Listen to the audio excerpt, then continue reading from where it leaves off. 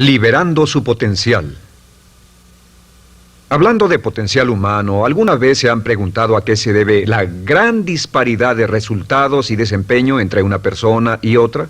Una persona que percibe $250,000 anuales no es 10 veces más astuta ni mejor que una persona que percibe $25,000 anuales. ¿Por qué la diferencia de 10 veces sus ingresos? Y si tomamos a una persona que percibe $2,5 millones al año, ¿será esa persona 100 veces mejor, más astuta que la persona que gana $250,000? Imposible. En un estudio reciente de coeficiente intelectual probaron a 1,000 personas de una cierta población y llegaron a la conclusión de que la mejor persona entre los 1,000 solo era 2,5 veces más astuta que la persona de menor coeficiente intelectual. Solo 2,5 veces la disparidad, y tal vez eso sea con toda la población. ¿A qué supone que se debe la diferencia? Al hablar de potencial humano, llegamos a una fórmula que deduje hace algunos años.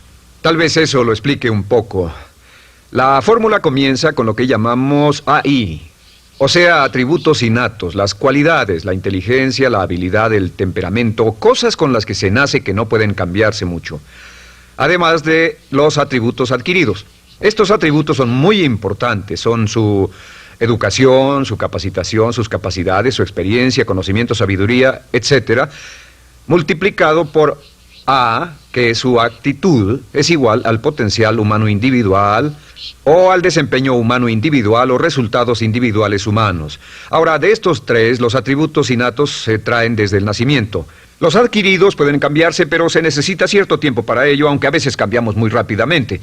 Cierta información valiosa puede cambiar dramáticamente su eficacia, pero las actitudes pueden aumentarse o disminuirse dramáticamente en segundos. Cada vez que mejoramos nuestra actitud, multiplicamos todas nuestras capacidades. Una actitud ha sido llamada acertadamente el lenguaje más importante del ser humano, la palabra más importante del idioma en el humano. Todo lo que hacemos en la vida, según un estudio en Harvard entre estudiantes ejecutivos, será en un 85% de actitudes.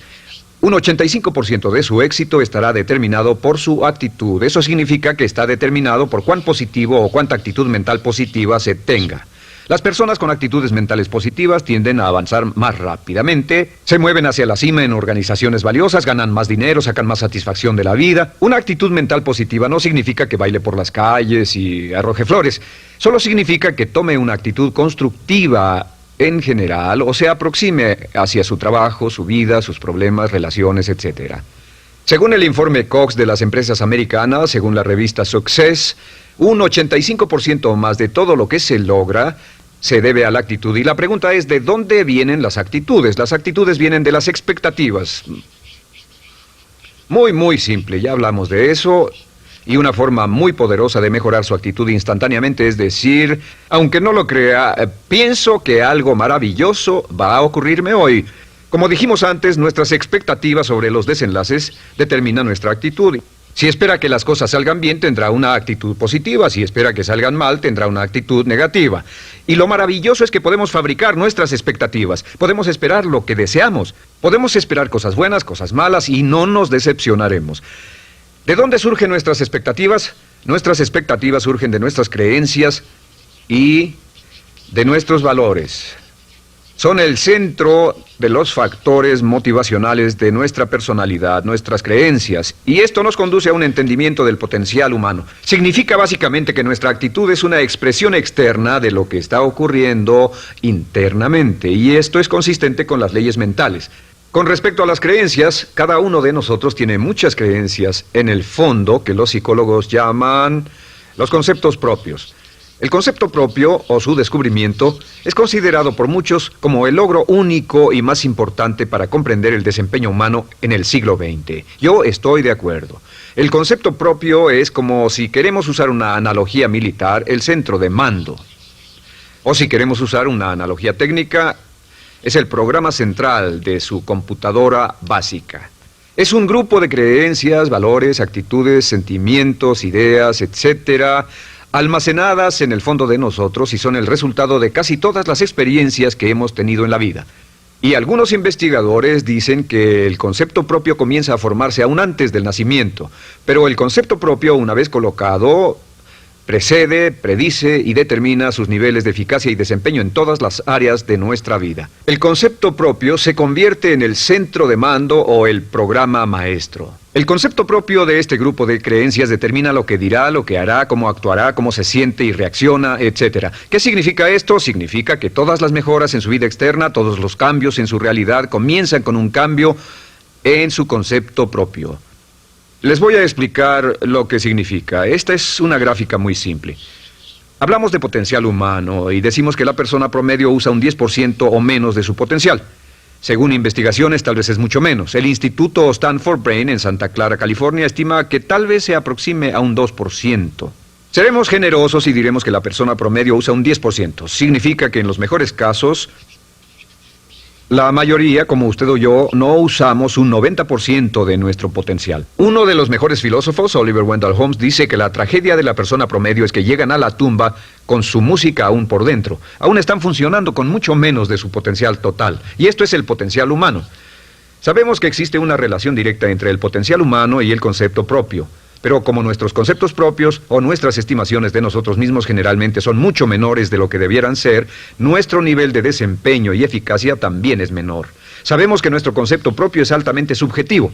¿Qué significa esto? Significa que el concepto propio, lo que pensamos que es cierto sobre nosotros mismos, no está basado en la realidad, está basado en información que hemos tomado y aceptado como cierto, hasta el grado en que creemos lo que sea de nosotros mismos y se vuelve cierto para nosotros porque actuamos de una forma consistente con ello. Algunas personas que leen sus horóscopos y creen en horóscopos predicen su futuro. Hay algunas personas que toman la crítica y las opiniones de otros a quienes ni siquiera respetan y hacen suyas esas ideas, dando un resultado muy negativo. Lo que piense, lo que acepte como cierto, se vuelve cierto para usted. También sabemos que como adultos tenemos una variedad de conceptos propios. Tenemos un concepto propio de cómo vestirnos, cuánto pesamos, lo que comemos, lo bien que podemos hablar en público, qué tipo de padres somos, qué tipo de hijos somos con nuestros padres, qué tipo de esposo o esposa somos, qué tipo de amante, de conductor.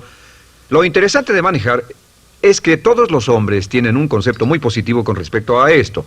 Las mujeres no entienden esto, pero los hombres nacen con un genio inherente para manejar. Todos los hombres son choferes excelentes. Si no lo creen, todo lo que tienen que hacer las mujeres que están viendo esto es pensar en la última vez que trataron de corregir la forma de conducir de un hombre y recordarán que no obtuvieron buenas respuestas. ¿Cómo respondemos ante alguien que desafía nuestro concepto propio, sugiriendo que no somos las personas que pensamos ser?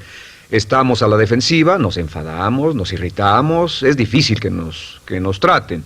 Tenemos un concepto propio de lo creativos que somos, lo inteligentes, lo rápido que leemos, lo bueno que somos en los deportes, y si practicamos una gran variedad de ellos, tenemos un concepto propio para cada uno de ellos. Tenemos un concepto propio de lo bien que cocinamos, de lo bien que educamos a nuestros hijos, de lo bien que limpiamos nuestra casa, los autos que manejamos, etc. Y también de lo que valemos por lo que ganamos. Es muy interesante saber que nunca ganamos más del 10% de nuestro concepto propio en ingresos. Nuestro concepto propio determina nuestro nivel de ingresos. Este nivel de concepto propio se llama zona de confort.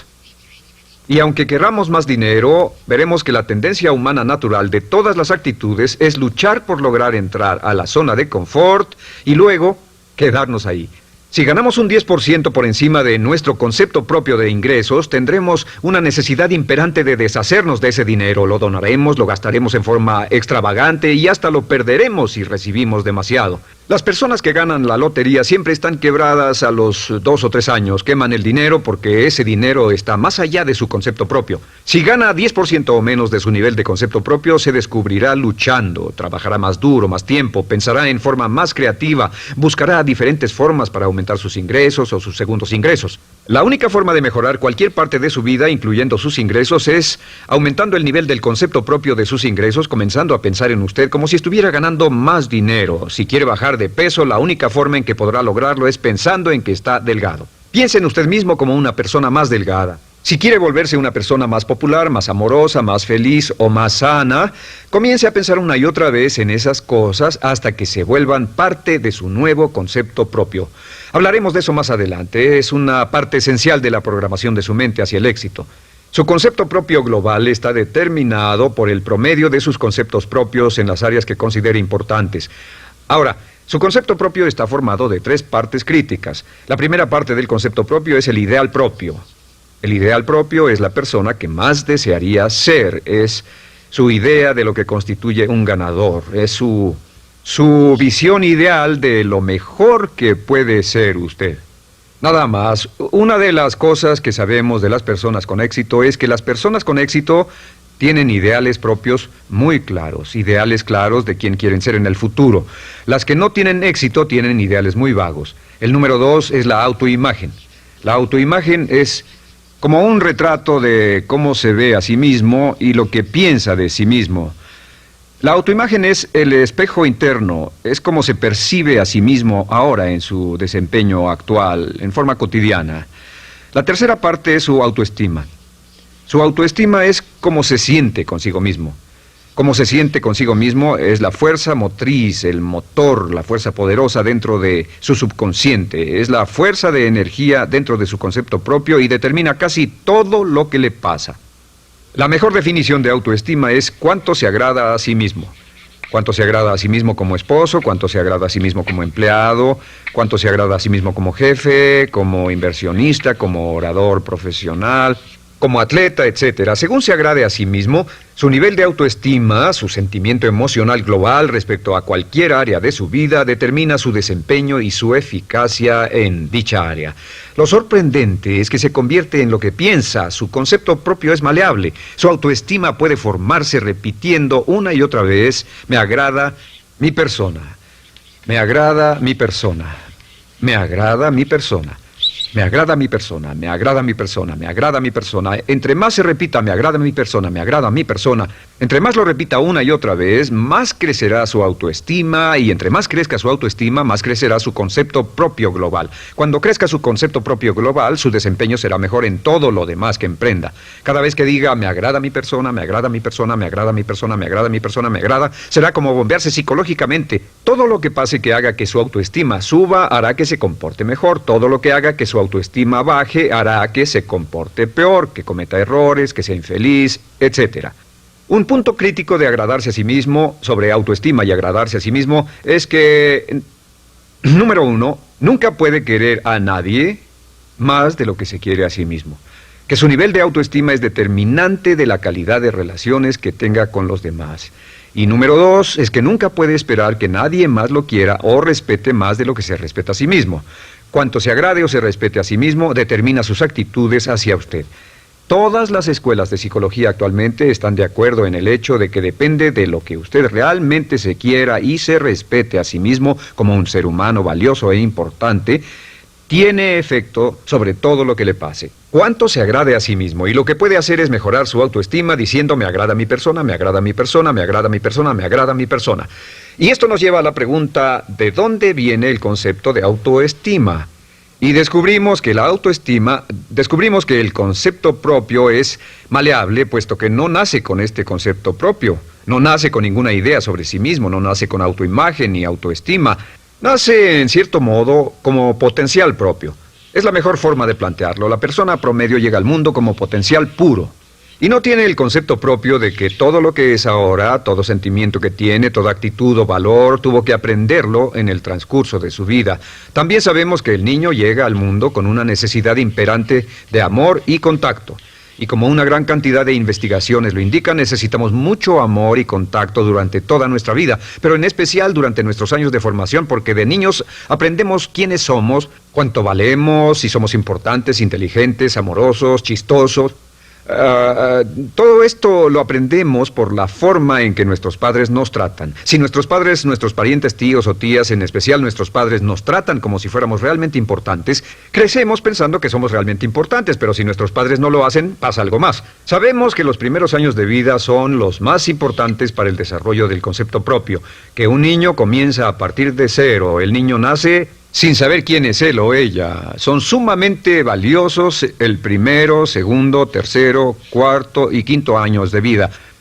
Algunos psicólogos pensaban que eran los 5 primeros años, pero ahora dicen que son los 3 primeros años. En sus 3 primeros años de vida el niño aprende quién es y dicen que si se les da suficiente cantidad y buena calidad de amor en los 3 a 5 primeros años, los prepara usted de por vida. Los coloca en una base sólida de autoestima y confianza en sí mismos, valor e importancia realmente. Existe una relación directa entre la calidad y la cantidad de amor y el desarrollo de una personalidad sana.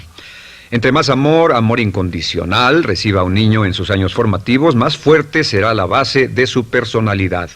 El reverso de la educación es que casi todos los problemas de psicosis, neurosis, perturbaciones de la personalidad y problemas de comportamiento surgen de los problemas que se tengan con el concepto propio.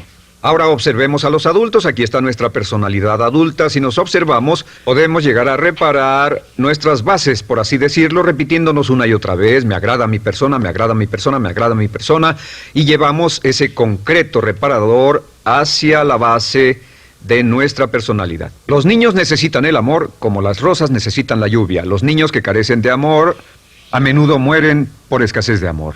Es una enfermedad llamada marisma. Ahora, ¿qué más sabemos sobre los niños? Sabemos que los niños llegan al mundo con dos atributos notables. El primero es que no sienten temor. Los niños nacen sin temores. No temen a nada excepto a caerse y a los ruidos fuertes. Y esto se expresa en sus actitudes: yo puedo. Los niños llegan al mundo pensando que pueden hacer cualquier cosa, y quien haya criado a un niño hasta la edad de 3, 4 o 5 años sabe que debe pasar esos primeros años evitando que se maten, porque son como pilotos japoneses, porque no le tienen miedo a nada. Su segundo atributo es que llegan al mundo totalmente espontáneos. Dicen lo que quieren, hacen lo que quieren, son totalmente desinhibidos. Totalmente. Ellos no temen hacer nada de lo que desean, y esto se expresa en su actitud: no quiero. No tengo que hacerlo. Si ha tratado de controlar a un niño, lo habrá visto. Lo primero que dicen cuando comienza a darle órdenes, lo primero que aprenden es: no tengo que hacerlo. Claro, a veces cambiamos sus mentes de una u otra forma, pero estos son los dos atributos con los que los niños llegan al mundo. Llegan al mundo sin temores y desinhibidos. ¿Qué significa esto? Significa que nuestro derecho innato natural es no ser temerosos y ser desinhibidos. Y solo cuando podemos crear la misma situación en nuestra vida adulta, cuando no tememos y somos desinhibidos, nos sentimos a gusto con nosotros mismos. Las mejores organizaciones, las mejores compañías son las que crean un ambiente donde nos sentimos sin temores y sin reservas para ser nosotros mismos y para hacer lo mejor de nosotros. Al crecer descubrimos que los niños aprenden de dos maneras. La primera es por imitación. Imitan a uno o a ambos padres, en especial al padre dominante. Algunas veces el padre dominante cambiará cuando crezca el niño, y a veces los niños imitan al padre, a veces a la madre, pero aprenden por imitación. Muchas características y hábitos que tenemos como adultos los aprendimos de nuestros padres. ¿Alguna vez ha tenido la ocasión de gritarle o reñirle a uno de sus hijos? Verá que le dice las mismas cosas que le dijo su padre a usted cuando era niño. Así que imitamos. A veces imitamos su caminar, a veces su forma de hablar, a veces imitamos sus valores, sus creencias, etc. Aunque esos valores y esas creencias no tengan ningún valor. ¿Por qué? Porque nuestros padres eran así cuando nosotros éramos niños. La segunda forma en que aprendemos es pasando de la incomodidad, lo que no se siente bien, hacia la comodidad. Freud llamó a esto el principio del placer. O sea que nos movemos hacia aquello que nos hace sentir cómodos, lo que nos da placer, lo que nos hace sentir bien con nosotros. Nos movemos de la incomodidad hacia la comodidad. Así es como aprendemos a no mojar el pañal, por ejemplo. Sabemos que no es agradable caminar con popó o pipí en nuestros pañales. Vemos lo que hacen nuestros padres, vemos lo que nuestros parientes hacen y decimos: estas personas no hacen lo que yo. Así aprendemos a caminar y lo demás. Así que de la incomodidad hacia la comodidad. Durante toda nuestra vida, por cierto, así es como aprendemos. Imitamos leyendo lo que otras personas hacen, estudiando libros y en el trabajo, imitamos cuando vamos a la escuela, y hacemos lo que nos da resultados positivos, lo que nos da refuerzos positivos, y hacemos cada vez menos las cosas que nos causan incomodidad o dolor. Ahora, muy temprano en la vida, como equivocación o como resultado de una equivocación que los padres cometen en la crianza, los niños comienzan a aprender hábitos y patrones negativos. Los patrones y hábitos negativos tienen sus raíces principalmente en la crítica destructiva. La crítica destructiva comienza muy temprano en la vida, a veces en los primeros meses. Y la crítica destructiva la usan los padres para dirigir y controlar a sus hijos. Desafortunadamente, tiene un efecto muy peligroso y dañino sobre nosotros, ya que la crítica destructiva tiende a minar la integridad de la personalidad del niño. Muchos de nosotros, incluyéndome a mí y a muchos de ustedes, nos hemos visto minados y heridos por la crítica destructiva más que todas las guerras en la historia. Ahora, como resultado de la crítica destructiva, comenzamos a desarrollar hábitos y patrones negativos. Los patrones de hábitos negativos son respuestas condicionadas hacia los estímulos. Los patrones de hábitos negativos se desarrollan en los inicios de la vida. Se desarrollan como resultado de una repetición del temor y el dolor una y otra vez. Se desarrollan como resultado de la crítica destructiva, el castigo físico, etc. En los inicios de la vida comenzamos a desarrollar dos manifestaciones que nos persiguen durante toda nuestra vida y más que ninguna otra cosa inhiben nuestro potencial. La primera es la llamada patrón de hábito negativo inhibido. El patrón de hábito negativo inhibido se aprende cuando al niño le dicen una y otra vez no. Aléjate de ahí, no toques eso, y se le castiga. Cuando el niño intenta algo nuevo, o se involucra con algo, o huele algo, o derrama algo, o rompe algo accidentalmente, el padre estalla y se enfada mucho. Como ven, el niño está impulsado por la curiosidad insaciable de explorar su mundo. Y lo que pasa es que cuando lo explora o se interesa y echa a perder algo, si el padre reacciona golpeando al niño, el niño comienza a pensar cada vez que intento algo nuevo, cada vez que intento algo diferente, cada vez que voy más allá de mis límites, cada vez que me salgo de mi zona de comodidad, cada vez que no juego sanamente, me golpean, me castigan, me lastiman, me envían a mi alcoba y me siento mal. Y muy pronto el niño desarrolla el sentimiento de no puedo, no puedo. No puedo. Cada vez que trato algo diferente, me castigan. No puedo, no puedo, no puedo. Es como la respuesta de Pavlov. Pavlov sonaba la campana y le daba de comer a un perro, y el perro salivaba, y Pavlov alimentaba al perro. Mientras sonaba la campana, el perro salivaba y siguió haciendo eso, y después Pavlov solo sonaba la campana y el perro salivaba. Lo que pasa en la vida adulta es que esto crea lo que llamamos temor al fracaso. El temor al fracaso es una respuesta condicionada a un proceso de crítica destructiva que ocurre en los primeros 5 o 6 años de la vida.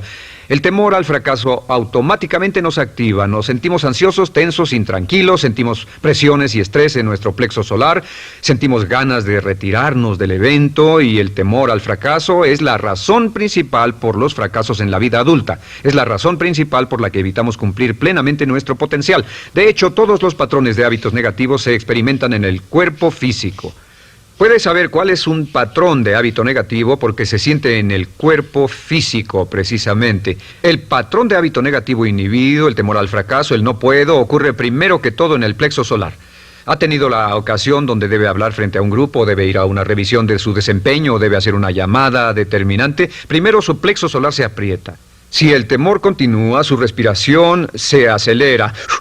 Su corazón comienza a latir apresuradamente, su frecuencia respiratoria aumenta y le duele la cabeza como migraña en la parte frontal, su garganta se le cierra y no puede hablar y se le seca la boca por completo. Y como se pone tan tenso y asustado, va corriendo al baño.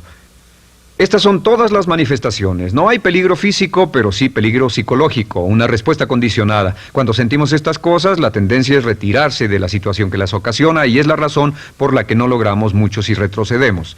Es muy importante. El segundo patrón de hábitos negativos es el compulsivo. El patrón de hábito negativo compulsivo se aprende cuando a los niños se les dice una y otra vez, más vale que lo hagas. Si no lo haces, tendrás problemas o me las pagarás. A los niños se les convierte en recipientes del amor condicionado. Los padres no intentan hacer esto, pero lo que hacen es sugerirle al niño, no te amo. Por lo tanto, no estás a salvo, a menos y hasta que hagas lo que yo quiero. El niño crece sintiendo, tengo que hacer lo que quiera mi mamá. Debo complacerla, debo complacer a papá, debo complacer a los demás, debo complacer a mis parientes y a veces debo complacer a mis semejantes, debo complacer a mis maestros, debo complacer a todo el mundo y crecen con esto, debo. No puedo hacer lo que quiero hacer, debo hacer lo que complace a las demás personas. Este patrón de hábito negativo muy temprano en la vida se traduce en el temor al rechazo. El temor al rechazo lo experimentan los hombres como adultos como un comportamiento tipo A. Hablaremos del comportamiento tipo A posteriormente. El comportamiento tipo A es una necesidad compulsiva o excesivamente compulsiva de complacer de algún modo a alguien sin normas de comportamiento, prácticamente sin pensarlo. El temor al rechazo nos impulsa, nos hace muy sensibles a las necesidades de los demás. Hacemos cosas que otras personas quieren, no hacemos lo que nosotros queremos. Siempre estamos tratando de complacer a los demás. Tenemos preocupaciones o nos importan las opiniones, sentimientos y actitudes de otros hasta el punto donde ocultamos nuestras necesidades. El temor al rechazo se siente en la columna del cuerpo. Se divide el cuerpo a la mitad y se siente hacia abajo en la mitad posterior del cuerpo. El primer lugar donde comienza a sentirse el temor al rechazo es generalmente en los hombros y el cuello. Nos sentimos entumidos, duros, tensos. Cuando tenemos mucho que hacer sentiremos un estrés tremendo en la columna. Los músculos se estiran en la parte posterior. A veces se manifestará como flebitis y venas varicosas y a menudo nos darán dolores de cabeza en la parte posterior de esta porque las arterias carótidas que llevan la sangre hasta la cabeza, los músculos a su alrededor se contraen y la cantidad de sangre que fluye hacia la cabeza fluye más lentamente y se siente un terrible dolor de cabeza en la parte posterior. Estos dos temores, los patrones de hábitos negativos compulsivos, el compulsivo y el inhibitorio, son resultado de la crítica destructiva, el gran destructor de la personalidad que nos persigue durante toda la vida. Y lo maravilloso de todo esto es que como son patrones de hábitos aprendidos, podemos olvidarlos. Podemos acabar con el temor al fracaso que nos detiene.